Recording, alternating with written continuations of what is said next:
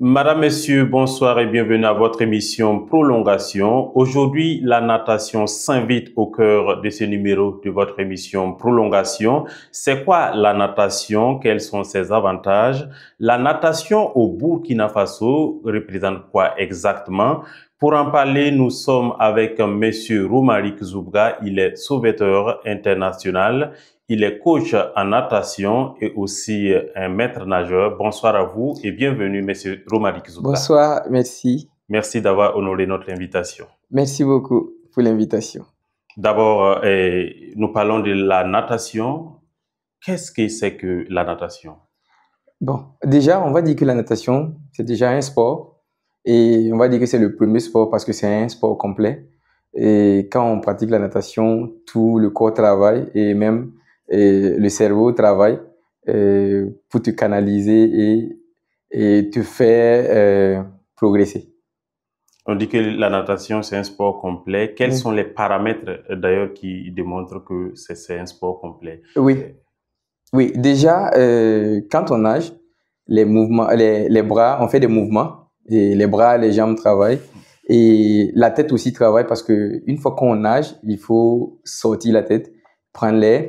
Et quand je dis que le cerveau aussi travaille, ça veut dire que quand tu es dans l'eau, tu sais que tu es face à un environnement que tu n'es pas trop habitué parce que l'homme vit sur terre déjà et ça fait que tu essaies de calculer à quel moment tu dois prendre l'air, à quel moment tu dois rester dans l'eau, à quel moment et tu dois faire le mouvement de bras, le mouvement de jambes. Voilà, il y a tout ça qui rentre en compte. Alors, la natation a des bienfaits. Oui. Voilà, nul n'ignore parce que le sport, naturellement, a des bienfaits. La natation, quels sont les bienfaits de la natation quand on la pratique? Ok, la natation a beaucoup de bienfaits, notamment sur les enfants, les adultes, les jeunes. Et bon, déjà, si je dois prendre pour les enfants, parce que nous prenons déjà les enfants à partir de 2 ans pour les amener déjà à s'éveiller, à, à, à différencier les deux milieux. Et déjà, quand ils sont tout petits, facilement, ils arrivent à capter ce qu'on dit. C'est vrai que le langage rentre en compte, mais déjà, quand ils sont tout petits, il y a les questions d'éveil qui rentrent en compte. Ça veut dire qu'ils sont éveillés à travers les mouvements. Il y a les mouvements de motricité. Ça veut dire qu'ils arrivent à faire facilement les mouvements dans l'eau. Donc, dehors, ça sera encore plus facile. Donc, il y a déjà ça pour les enfants et ça les permet c'est comme un loisir aussi. Voilà, pour qu'ils s'épanouissent. Maintenant, pour les plus jeunes, ça constitue un sport de renforcement musculaire, de renforcement du souffle. Parce que une fois que on arrive à nager, ça veut dire que dehors, on a beaucoup plus d'air. Donc, on aura encore plus de souffle et on peut mieux être en fait.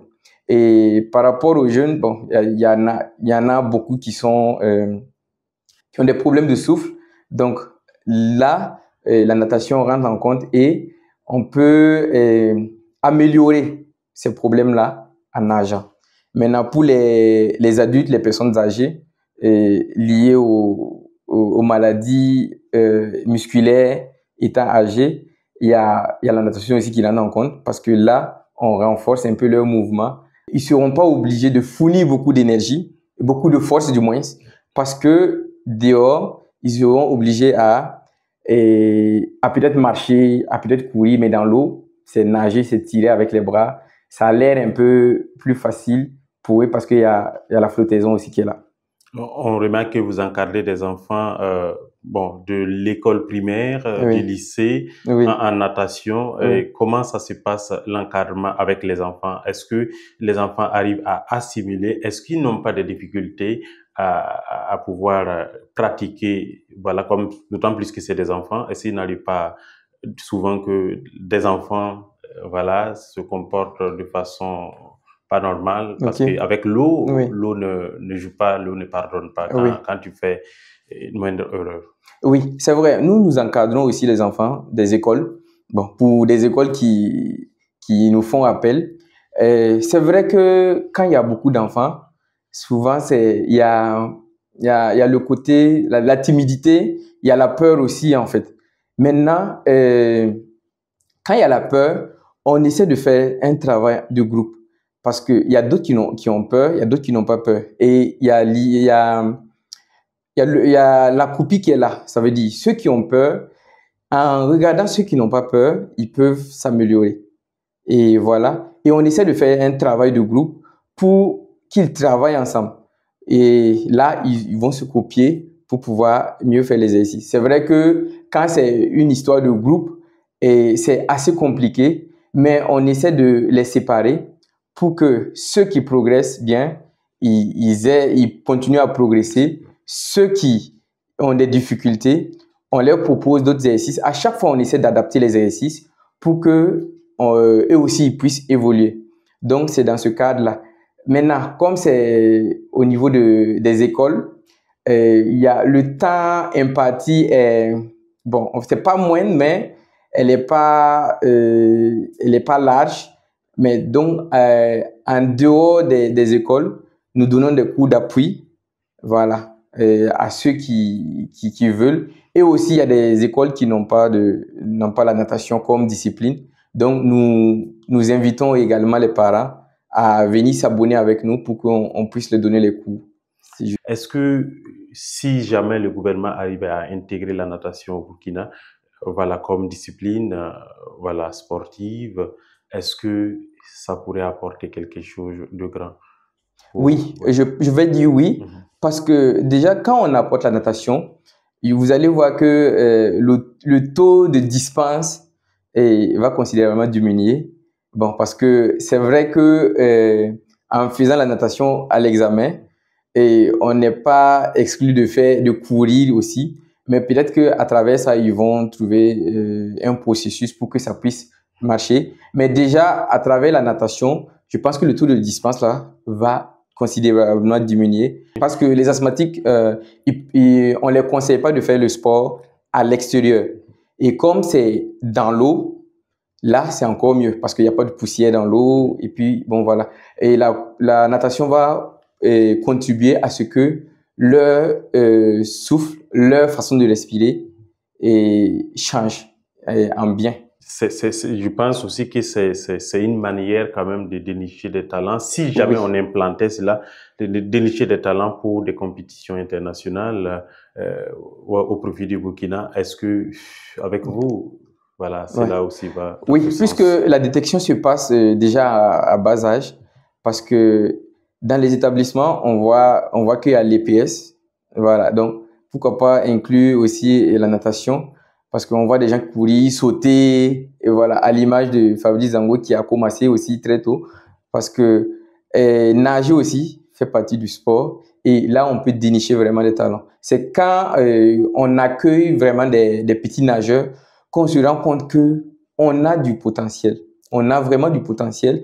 Et c'est juste que ces enfants-là n'ont pas accès à l'eau, peut-être par ignorance, mais pas par coût d'abonnement. Parce qu'on remarque qu'au Burkina Faso, les piscines commencent à pousser, à vraiment pousser. Et il y a beaucoup de piscines dans la ville de Ouagadougou. Donc, approchez-vous, demandez les prix, parce que je sais que les prix des piscines sont vraiment abordables maintenant. Oui. Voilà. Alors, la natation, sur le plan, bon, avec les femmes enceintes, parce que il nous semble que c'est une bonne chose, parce que, étant donné que c'est un sport complet, la femme enceinte doit pratiquer le sport et surtout la natation. Quels sont les bienfaits de la natation pour la femme enceinte? Oui, pour les femmes enceintes, on appelle ça la natation prénatale. On prépare la dame enceinte à l'accouchement. Donc, à travers des exercices dans l'eau, et on l'amène à se détendre, à ne pas être complexé et à faire du sport en même temps. Il y a beaucoup de piscines à Ouagadougou, un peu partout au Burkina. Alors, est-ce qu'on peut entendre par là aller en piscine? Bon, il y a très souvent des gens qui dénomment ça show piscine. Oui. Est-ce que c'est une natation, voilà, sur le plan professionnel en tant que, voilà, si on peut le dire? Ok. Déjà, la natation constitue un loisir. C'est un loisir. Quand vous parlez des show piscines, c'est vraiment bien. Ça permet de se rencontrer, ça permet de nager. Et même quand on est dans l'eau et qu'on marche, on saute, on s'amuse, on fait du sport, mais on ne sait pas. Parce que quand on sort, non seulement on a faim, et aussi on est fatigué. Mais il va falloir que, en allant à la piscine, qu'on prenne des précautions à avoir peut-être son maillot pour les questions d'hygiène et à écouter les consignes pour les questions de sécurité parce que il faut pas peut-être se dire nageur parce qu'on est allé peut-être dans une piscine qui est petite et qu'on part dans une piscine qui est grande et qu'on va directement sauter au grand bain. Donc, il faut suivre les consignes du maître nageur et aussi être prudent. Logiquement, tout sport a des conséquences. La natation, quelles sont ses conséquences? Oui, déjà, les conséquences, bon, on va dire que c'est plus lié au non-respect des consignes de sécurité. D'accord. Se dit nageur et pourtant on est peut-être passable ou bien on a peut-être pris 1 ou 2 cours de natation. Là, on n'est pas nageur. Ouais. Et puis aussi les jeux brutaux, par exemple les plongeons et essayer de tester ses limites en faisant de l'apnée. L'apnée, c'est nager sans respirer. Ça veut dire c'est traverser une longue distance sans respirer. Et nous, on ne le conseille pas parce qu'à un certain moment, ça joue sur le cœur et que le cœur peut lâcher. Et aussi, aller dans des piscines où il n'y a pas de maître nageur. Parce que chez nous, il est conseillé de nager, même si on est nageur, que quand on va en piscine, il faut des piscines où il y a un maître nageur parce que les problèmes peuvent survenir, des crampes, des malaises. Et là, même en compétition internationale, on a vu dans les JO, il y a eu un nageur qui s'est évanoui en compétition. Et ça arrive, même il est dans le haut niveau, mais des malaises comme ça arrive. Vous avez tantôt parlé des compétitions. Nous allons tout d'abord nous arrêter au niveau des compétitions nationales de natation. Alors, la natation au Burkina Faso, quelle analyse faites-vous de cette discipline-là? Ok. La natation au Burkina Faso, on va dire qu'elle est stagnante. Elle est stagnante. Je regrette de le dire, mais elle est stagnante. Parce que déjà, on n'a qu'une seule compétition dans l'année. Oui. Le championnat national. Il y a des particuliers qui essaient de faire des compétitions en parallèle pour apporter des compétitions, surtout aux plus petits, parce qu'on n'a pas de compétition pour les plus petits. Le championnat national s'arrête à 10 ans et pourtant, on a souvent des nageurs qui ont 6 ans, 7 ans, 8 ans qu'on ne peut pas amener au championnat national. Et déjà, il faut ajouter le nombre de compétitions. Voilà, il faut environ 2 ou 3 ou peut-être 10 même si c'est possible. Et aussi, on remarque que la grande catégorie est quasiment inexistante, surtout chez les jeunes filles, voilà, qui sont confrontées à la société. Il faut se marier, il faut trouver du boulot. Donc, ça fait que l'athlète, quand l'athlète grandit, surtout les jeunes filles, c'est surtout chez les jeunes filles qu'il y a ce souci-là. Quand ils grandissent, à un certain moment, ils sont obligés de laisser parce qu'il y a la société qui demande. Et même chez les hommes, là, il y a ce problème-là aussi. Il faut aller travailler, la natation ne nourrit pas son homme, on n'a pas de bourse pour envoyer les nageurs à l'extérieur pour qu'ils deviennent professionnels. Il y a tout ça qui rentre en compte. Donc, je lance un appel à la fédération pour qu'ils revoient ce cas-là. Et aussi, il y a les piscines. Les piscines sont accessibles, mais déjà, si un nageur et un athlète qui nage, normalement, il doit avoir accès à toutes les piscines gratuitement. D'accord. Pour pouvoir s'entraîner. Parce que si il n'y a qu'une seule piscine où il a accès gratuitement et que cette piscine est loin, oui, ça veut dire que ça va prendre un coup sur son entraînement. Le coût du carburant, le déplacement, le temps mis. Donc, il y a tout ça qui rentre en compte. Donc, il va falloir que la fédération essaie de faire quelque chose. Et aussi les particuliers, parce que il n'y a pas que la fédération, il y a les mécénats, il y a les sponsors aussi que j'appelle à s'intéresser à la natation, parce que même la fédération peine souvent à récompenser les nageurs, parce qu'on n'a pas de sponsor. Donc, on essaie de faire avec les moyens du bord, avec ce que le ministère donne et avec ce que la Fédération internationale World Athletic donne. Et on trouve que c'est pas suffisant. C'est pas suffisant. On peut faire mieux pour remonter le drapeau du Burkina. Parce que je sais qu'en compétition internationale, il y a à ce que je sache, oui, et aux informations que je reçois, il y a pratiquement pas plus de 5 nageurs qui compétissent à l'international. D'ailleurs, en parlant de la compétition internationale, les JO passés à Paris, 2024, hein, oui, le Burkina avait représenté oui, 2 athlètes. Oui, 2 athlètes. Mais ça n'a pas donné. Ça n'a pas donné. Je pense que 2 athlètes, c'est vraiment dérisoire, parce que les autres pays, ils en envoient beaucoup, beaucoup. Et il faut vraiment un programme pour détecter, pour suivre et pour amener les athlètes émergents au haut niveau. Et aussi promouvoir la natation des enfants. Parce que ça commence dès l'enfance et ça monte. Déjà, même si vous voyez sur les réseaux sociaux, vous allez voir qu'il y a des enfants de 5, 6 ans qui peuvent même peut-être compétir avec des grandes personnes. Oui, oui. Parce que c'est déjà, quand on connaît, quand on s'entraîne, il n'y a pas match. Quand on s'entraîne, on évolue. Mais quand on ne s'entraîne pas, c'est compliqué. Et il faut avoir des compétitions pour mettre en valeur ces entraînements-là. Parce que si on s'entraîne et qu'on n'a pas de compétition, ça ne se fait pas non plus. Oui. Déjà, on sent que le financement au niveau du sport au Burkina, voilà, souvent ça prend le coup. Mais c'est normal, lorsque nous sommes en temps de guerre, c'est très compliqué. Mais la fédération fait tout ce qu'elle peut pour que les athlètes puissent compétir. Mais toujours est-il qu'il y a toujours des insuffisances, voilà, l'œuvre humaine.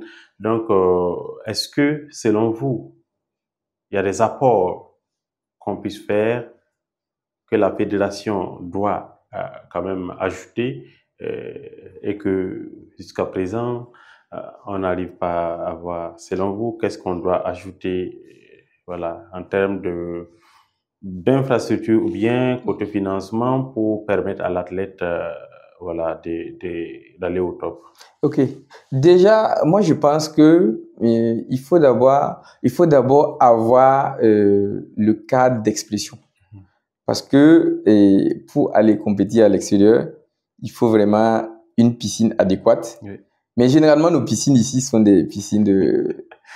Bon, 25 mètres, c'est déjà bien. Mais la plupart, ce sont des piscines de 17 mètres, 10... Non, ouais. Pour dire au Burkina, en fait, ce sont des piscines de 15, de 20 mètres. Donc, c'est pas olympique. On peut pas... comment on appelle ça? On peut pas homologuer un temps dessus, on peut pas faire de compétition dessus. Mais bon, il faut déjà commencer et après avoir. J'ai vu qu'il y a une piscine qui... Olympique. Olympique maintenant à Ouaga. Oui. Bon, c'est une bonne initiative. Oui. Bon, mais on va dire que c'est un peu loin de Ouaga. C'est loin à Tintilo. Oui, c'est quand même... oui, pour aller et revenir, vraiment, il faut un budget. Voilà, pour aller tout le temps. Mais c'est déjà à saluer parce que je sais que on peut faire des compétitions là-bas. On s'entraîne dans nos petites piscines, mais on va faire les compétitions dans les grandes piscines. C'est ça. Et là, on aura une vue d'ensemble sur ce qui nous attend à l'extérieur. Maintenant, pour revenir par rapport au financement, je sais que la fédération peut-être doit rechercher des partenaires. Je sais que aussi, on peut dire que les structures au Burkina peuvent aussi nous aider. Oui. Voilà.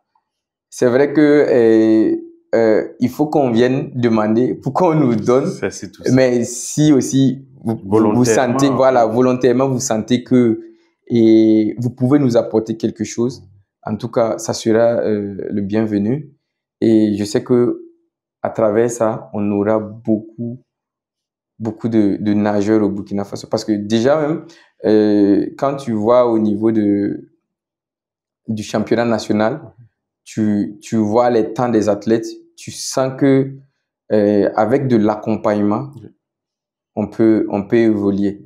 Voilà, c'est juste le cadre d'expression et un peu de coup de pouce monétaire. Voilà, et pourquoi pas des bourses? Parce qu'une fois qu'il y a des bourses, l'athlète peut se permettre de voyager, d'aller faire des stages, voilà, et d'aller faire des compétitions à l'international. Et là, il va se confronter à d'autres athlètes et là, le niveau progresse. Alors, la piscine olympique qu'on vient d'inaugurer il n'y a pas longtemps à Tintidou, oui. Comment avez-vous accueilli cela? Oui. En tant que formateur, bien sûr. Oui, je trouve que c'est une très bonne initiative de la part de la personne. C'est à saluer, vraiment c'est à saluer, parce que on peut dire qu'au Burkina, il y a une piscine olympique. C'est ça. Ça, c'est un. Et je pense qu'il y a beaucoup d'activités qu'on peut faire là-bas. C'est vrai qu'il y a la distance qui est là, mais les activités, c'est comme ça. On programme et on peut faire des activités là-bas. Parce que je sais que on peut faire des compétitions en natation. C'est ça. Et on peut faire des compétitions parce qu'il y a aussi la fédération de sauvetage qui est au Burkina. Et là aussi, c'est une discipline à part entière. Oui. Et on peut faire des formations en sauvetage là-bas. Oui. Voilà. Parce que même à l'international, il y a des compétitions de sauvetage. Oui. Donc, il y a déjà ça. On peut faire des formations. Il y a plein de choses qu'on peut faire là-bas. Okay. Et pourquoi pas ajouter d'autres disciplines? Parce que je sais qu'il y a le triathlon qui est en train de s'installer au Burkina. Oui. Et c'est la course, c'est la nage, il y a le vélo, voilà. Il y a le pentathlon moderne qui est déjà là. Oui.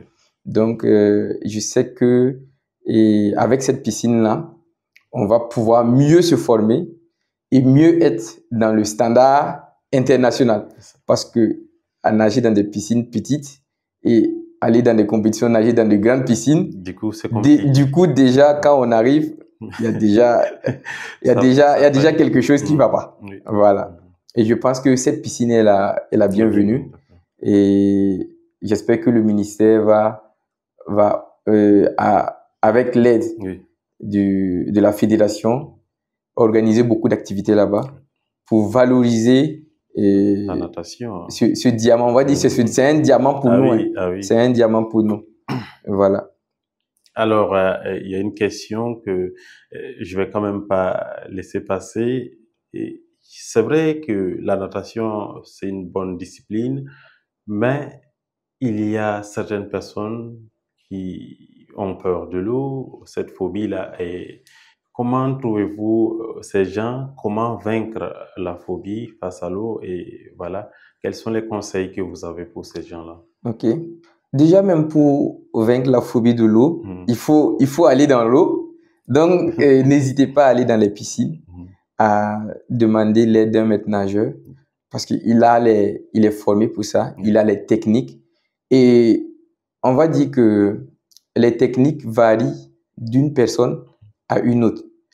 Parce que je peux utiliser une technique avec une telle personne qui ne fonctionnera pas avec une autre personne. Donc, nous, les maîtres nageurs, on est habitués à ce genre de cas. Donc, à travers différentes méthodes, on arrive à faire partir la peur. Parce que pour nager, il faut d'abord enlever la peur. Parce qu'une personne qui a peur ne peut pas nager. C'est compliqué. Voilà. Donc, il y a des systèmes qu'on fait pour apprendre la personne à vaincre cette peur-là. Et là, on pourra bien nager. Nous sommes en période pluvieuse qui est en train de commencer. Donc, d'ici là, il y aura beaucoup de pluie. Il y aura des fortes pluies. Donc, prenez vos précautions. Quand il pleut, c'est mieux de s'abriter. Et n'essayez pas d'affronter les courants d'eau. Quand il y a des courants d'eau, si vous avez un endroit, mettez-vous à l'abri. Et voilà. Et par rapport à la natation, j'invite tout le monde n'importe quel âge, d'aller à la piscine et d'apprendre à nager. Et une fois que la personne sait nager, c'est de prendre la natation comme son sport quotidien. Parce que la natation a beaucoup de bienfaits et vous allez le constater vous-même. Pour ceux qui ont peur de l'eau, n'hésitez pas à demander les services d'un maître nageur. Et une fois que vous êtes à la piscine, suivez les consignes des maîtres nageurs et voilà. Vous avez entendu les informations que M. Romaric Zoubra vient de nous livrer. Alors, soyons prudents en cas de natation. Soyons des gens qui écoutent les maîtres nageurs. Alors, Romaric Zoubra, merci d'avoir honoré notre invitation. Merci beaucoup. Alors, Madame, Messieurs, c'est la fin de votre émission Prolongation de séjour. Merci de nous avoir suivis. Rendez-vous lundi prochain pour un autre numéro. D'ici là, portez-vous bien.